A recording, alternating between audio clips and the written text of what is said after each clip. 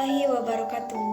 Perkenalkan, nama saya Isramawati, NPM D11903-892 dari kelas Manajemen B kelompok 2. Sebelumnya saya mengucapkan terima kasih kepada Ibu Risa Ratna Gumilang, Espar MM, selaku dosen pengampu mata kuliah Manajemen Keuangan Internasional. Pada kesempatan kali ini saya akan menayangkan video presentasi saya mengenai Multinational Capital Budgeting. Langsung saja kepada poin yang pertama, apa itu Multinational Capital Budgeting? Multinational Capital Budgeting merupakan serangkaian proses perusahaan multinasional dalam mengevaluasi proyek dengan menggunakan penganggaran modal yang membandingkan manfaat dari suatu proyek dengan biaya-biayanya. Yang tujuannya, Multinational Capital Budgeting adalah ditunjukkan untuk memisahkan proyek internasional yang layak diimplementasikan dan yang tidak layak untuk diimplementasikan. Poin selanjutnya yaitu tahapan penganggaran modal Multinational Capital Budgeting. Yang pertama, biaya proyek harus ditentukan sejak awal. Yang kedua, manajemen harus memikirkan aliran kas yang diharapkan dari proyek. Yang ketiga, resiko dari aliran kas harus diestimasi memakai distribusi probabilitas aliran kas. Yang keempat, dengan mengetahui resiko dari proyek, manajemen harus menentukan biaya modal yang tepat. Yang kelima, dengan menggunakan nilai waktu uang, aliran kas masuk yang diharapkan dipergunakan untuk menentukan nilai aktiva. Poin selanjutnya yaitu manfaat Multinational Capital Budgeting. Yang pertama, menentukan faktor risiko proyek atau investasi. Yang kedua, menentukan jenis proyek yang dapat dihasilkan atau dilakukan. Yang ketiga, membantu perusahaan menentukan rencana jangka panjang. Yang keempat, menunjukkan sisi keuntungan proyek kepada investor. Yang kelima, menghindarkan proyek dari oknum. Poin selanjutnya yaitu metode Multinational Capital Budgeting, yang mana terbagi menjadi 4. Yang pertama, Net Present Value, kedua Internal Rate of Return, yang ketiga Average Rate of Return, yang keempat Payback Period. Pertama yaitu Net Present Value. Dalam metode ini, budget proyek akan dihitung berdasarkan potensi perkembangan nilai di masa depan. Perhitungan metode Net Present Value hanya dapat diterima jika proyek yang memiliki nilai di atas Rp0 saja. Yang kedua, Internal Rate of Return. Dalam metode ini mempertimbangkan waktu selain perhitungan nilai future value. Berbagai ahli menyebut bahwa metode IRR jauh lebih efektif daripada Net Present Value. Yang ketiga, Average Rate of Return. Menggunakan metode ini mirip dengan Internal Rate of Return, yang mana perhitungannya dihitung pendapatan rata per tahun. Akan tetapi, nilai IRR atau Internal Rate of Return dihitung dalam per bulan.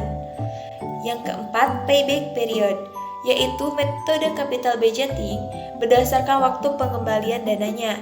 Dalam metode ini, keputusan capital budgeting diambil berdasarkan durasi proyek mencapai BEP. Selanjutnya yaitu perbandingan antara Net Present Value dengan Internal Rate of Return. Metode present value adalah proses atau cash flows yang didiskontokan atas dasar biaya modal atau cost of capital atau rate of return yang diinginkan. Dalam metode ini, pertama-tama yang dihitung adalah nilai sekarang atau present value. Sedangkan metode Internal Rate of Return adalah tingkat bunga yang akan menjadikan jumlah nilai sekarang dari proses yang diharapkan akan diterima present value of future process, sama dengan jumlah nilai sekarang dari pengeluaran modal present value of capital outlays. Selanjutnya yaitu faktor-faktor yang mempengaruhi Multinational Capital Budgeting. Ada 8 faktor. Yang pertama yaitu fluktuasi valuta asing. Valuta asing selalu berfluktuasi sepanjang waktu, baik menguat maupun melemah.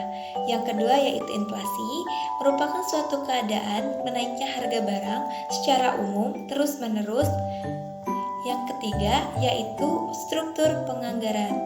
Sebuah perusahaan dapat memilih bentuk pembiayaan dengan modal sendiri atau meminjam dari bank maupun lembaga keuangan. Yang keempat yaitu blocked fund, yaitu beberapa kasus negara tuan rumah mungkin melakukan pelanggaran atas dana yang akan dikirimkan oleh perusahaan anak ke perusahaan induk. Yang kelima, biaya sosial. Terkadang perusahaan asing yang hadir di suatu negara akan menimbulkan gesekan dalam masyarakat.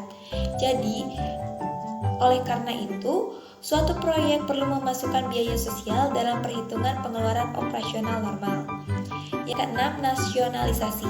Suatu bentuk resiko dalam multinational capital budgeting adalah pengambil alihan perusahaan oleh pemerintah. Oleh karena itu, perusahaan harus memperkirakan net present value sebelum diambil alih. Yang ketujuh yaitu nilai sisa atau salvage value. Besarnya nilai sisa salvage value, proyek MNC memberikan pengaruh yang signifikan terhadap net present value proyek. Yang kedelapan yaitu intensif pemerintah negara asal. Proyek baru MNC di luar negeri dapat memberikan dampak yang menguntungkan bagi kondisi perekonomian negara asal. Karena itu, investasi berupa pendirian perusahaan anak di luar negeri sangat didukung oleh pemerintah negara asal. Kita beralih pada studi kasus. Proyek A dihitung dapat menghasilkan profit sebesar 35% dari pendanaan 10 tahun. Sedangkan proyek B menghasilkan profit 25% dari pendanaan 5 tahun. Baik proyek A dan proyek B mendapatkan pendanaan yang sama, yaitu 100 juta rupiah. Maka nilai internal rate of return masing-masingnya adalah, kita dapat lihat di layar bahwa IRR proyek A yaitu dari perhitungan adalah bernilai Rp13.500.000, sedangkan proyek B adalah Rp25 juta. Maka kesimpulan, persentase profit proyek A memang lebih tinggi daripada proyek B. Tapi dari segi internal rate of return, proyek B lebih besar, sehingga proyek B lebih pantas mendapatkan pendanaan berikutnya dari perusahaan. Mungkin sekian presentasi dari saya, kurang dan lebihnya mohon maaf. Semoga presentasi saya dapat dipahami. Terima kasih. Wassalamualaikum warahmatullahi wabarakatuh.